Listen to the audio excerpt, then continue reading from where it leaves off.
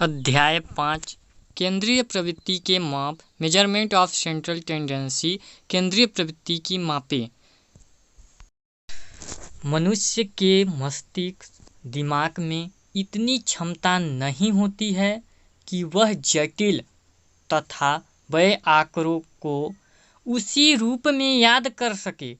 अतः इन जटिल तथा बड़े आंकड़ों को सार्थक तथा विश्लेषण योग्य बनाने के लिए इन आंकड़ों की केंद्रीय प्रवृत्ति का पता लगाना बहुत आवश्यक हो जाता है। कहने का मतलब ये है कि हम जो मानव की ब्रेन है, व्यक्ति का जो दिमाग है, इसमें इतनी क्षमता नहीं होती कि वो बड़े बड़े रिकॉर्डों को, फाइलों को, वह डाटा को याद कर सके उसी रूप में, यानी जैसा का तैसा ही याद करना, वो ऐसा याद नहीं कर पाता है। इसलिए वो कठिन लंबे विस्तृत व सार्थक व विश्लेषण, उनको विश्लेषण करने के लिए, इन डाटा का विश्लेषण करने के लिए, उन्हें सार्थक एक अच्छा सुरक्षित बनाने के लिए अकाउंटों का हमें पता लगाना होता है। निश्चित संख्याओं को निरूपित एवं प्रमाणित एवं अनुसंधान कार्य के लिए उनके परिणाम संख्याओं को आसानी से याद करने एवं निश्चित सीमा देने के लिए हम करते हैं। केंद्रीय प्रवृत्ति की अवधारणा, कंसेप्ट ऑफ सेंट्रल टेंडेंसी, सांख्यिकीय विश्लेषण का महत्वपूर्ण उपकरण सांख्यिकीय माध्य या केंद्रीय प्रवृत्ति की माप है।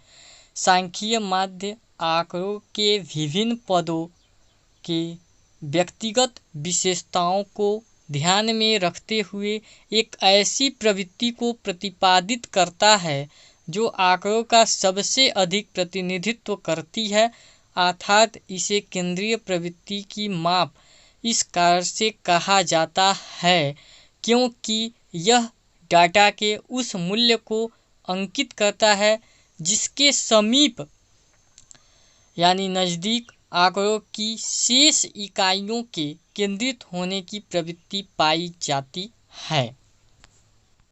केंद्रीय प्रवृत्ति हम रेखा में समझते हैं। एक रेखा खींचते हैं जिसमें हम 5, 10, 15, 20, 25 अंक को अंकित करते हैं, जिसमें सेंटर्ड बिंदु 15 होता है और इन संख्याओं का मध्य, केंद्र और समान दूरी स्थित। उस रेखा की मध्य बिंदु यानी केंद्र, जिसे सेंटर्ड कहा जाता है, केंद्र यानी दोनों पक्षों यानी दाएं और बाएं दोनों ओर की दूरी समान हो, वह समान प्रतिनिधित्व करता हो, वो इसके अलावा वो सबसे अधिक संख्या जो केंद्र बिंदु की संख्या, वो सभी संख्याओं का प्रतिनिधित्व समान रूप से करती है।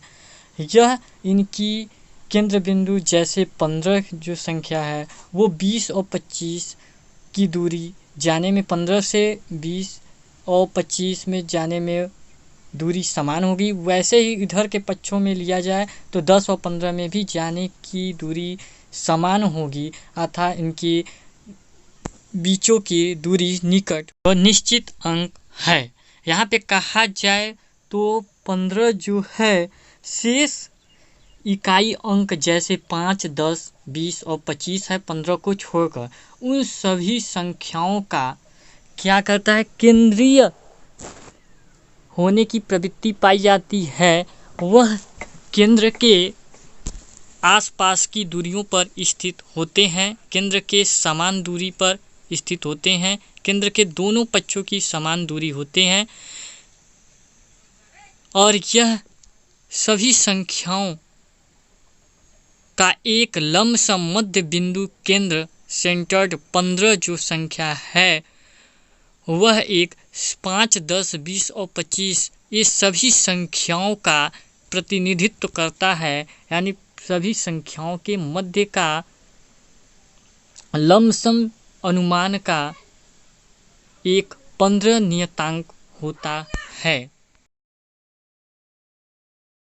केंद्रीय प्रवृत्ति की मापों का अर्थ एवं परिभाषाएं। Meaning and definition of measures of central tendency.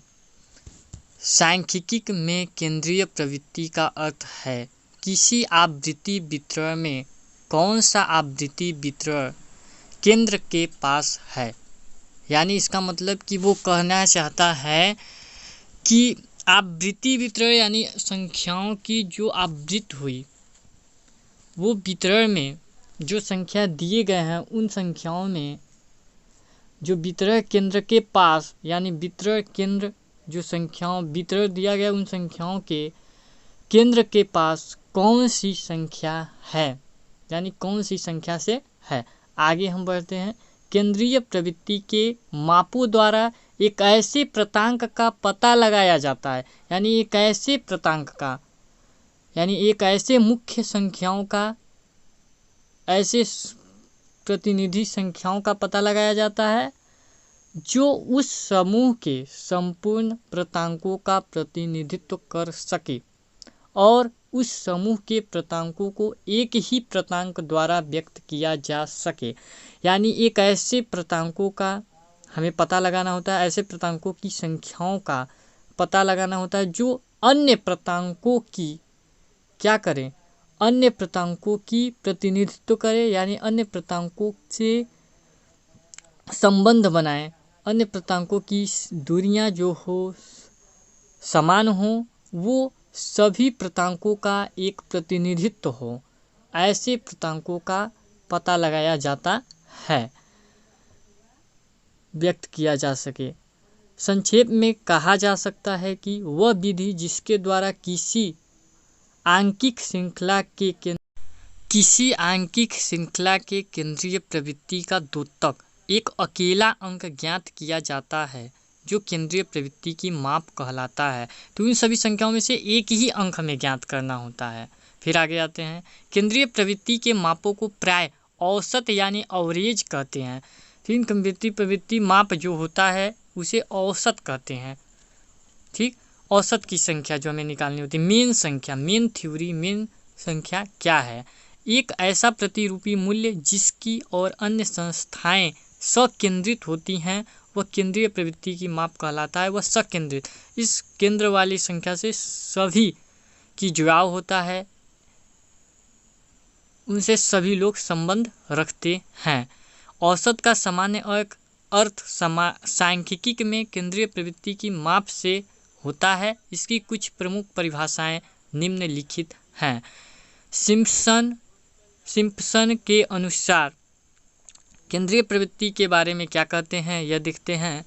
वो कहते हैं एक केंद्रीय प्रवृत्ति का माप वह विशिष्ट मूल्य है, यानी वह विशिष्ट मूल्य है, यानी पार्टिकल द वैल्यू, यानी स्पेशल वैल्यू जिसके चारों तरफ अन्य अंक संगठित हों, यानी एक ऐसा अंक हो जिसके चारों तरफ अंक संगठित हों या जो अंकों को दो अर्ध भागों में विभाजित करता है, यानी दो अर्ध भागों में विभाजित करता है।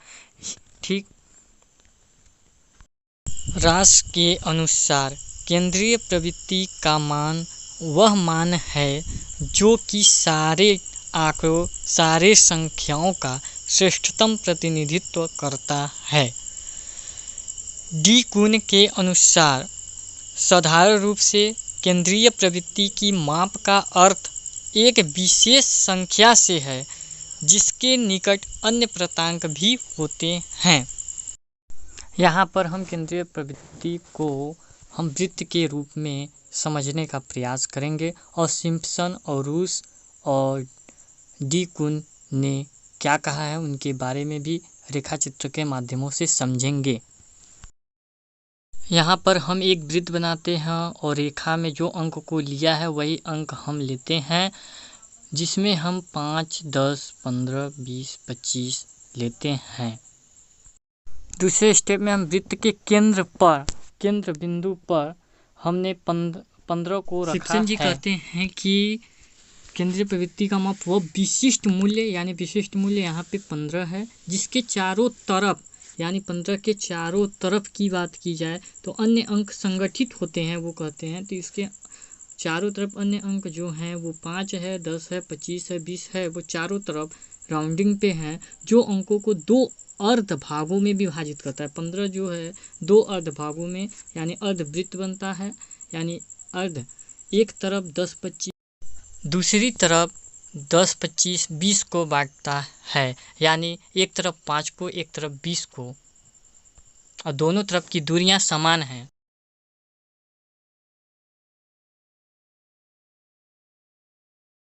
यहाँ पर हम केंद्रीय प्रवृत्ति के मापों को समझने का प्रयास करते हैं। चुनावी प्रक्रिया के माध्यम से जिस प्रकार 5000 व्यक्तियों का प्रतिनिधित्व वोट के माध्यम से सांसद, विधायक, प्रधान व एक विशिष्ट व्यक्ति होते हैं, जिस प्रकार केंद्रीय माप में विशिष्ट संख्या होती है, यानी उन 5000 व्यक्तियों के सर्वश्रेष्ठ प्रतिनिधित्व करने वाला व्यक्ति होता है।